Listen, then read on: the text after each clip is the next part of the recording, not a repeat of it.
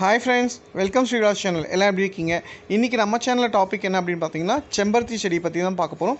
Already நம்ம இது பார்த்தது தான். என்ன அகைன் நான் போட்டிருக்கேன் பார்த்தீங்கன்னா, ஸ்டார்டிங்கில் பார்த்தீங்கன்னா நான் இந்த செடி பூவே பூக்கலைன்னு சொன்னேன். அதுக்கப்புறம் பார்த்தீங்கன்னா நம்ம அந்த இயற்கையோடு கொஞ்சம் ஒன்றி போய் பேசுனதுனால கொஞ்சம் பூக்க ஆரம்பிச்சுது. இப்போ பார்த்தீங்கன்னா அதிகமாக பூக்குது. அதாவது பார்த்தீங்கன்னா ஒரு செடி ஒரு பூ 2 பூ பூத்த செடியில் இன்றைக்கி பார்த்தீங்கன்னா ஒரு 6லேருந்து 10 பூ வரைக்கும் டெய்லி பூக்குது.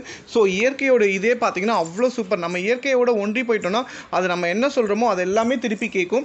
ஸோ அந்த அளவுக்கு ஒரு நமக்கு இயற்கையோட ஒரு இது இருக்குதுன்னு நம்ம பேசணுன்னா, ஸோ பாருங்கள், ஒரு சின்ன த்ரோ பேக்கில் தான் வச்சுருக்கோம். பார்க்குறதுக்கே எவ்வளோ சூப்பராக இருக்குது பாருங்கள். நல்லா இதுக்கு வந்து உரம் பார்த்திங்கன்னா நம்ம கெமிக்கல் எதுவுமே யூஸ் பண்ணல, இயற்கை உரம் தான். அதாவது மாட்டு சாணம் நல்லா காய வச்சு, அது வாழைப்பழத்தோலை நல்லா காய வச்சு போட்டிருக்கோம். அதே மாதிரி வந்து காய்கறி கழிவு இந்த மாதிரி தான் பாருங்கள். பூ பார்த்திங்கன்னா அவ்வளோ ஒரு அடுக்கு செம்பருத்தி செம்ம சூப்பராக இருக்கும். நீங்கள் இது சாமிக்கெலாம் ஒரு பூ வச்சாலே போதும், அவ்வளோ சூப்பராக இருக்கும். பூவோடைய கலர் பார்த்திங்கன்னா அவ்வளோ